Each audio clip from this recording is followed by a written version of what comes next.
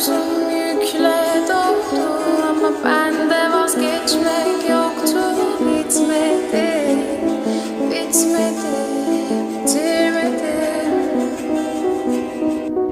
Ben özel değilim ya da öyle bir şey ama sen varken hep böyle hissettim, böyle hissettim.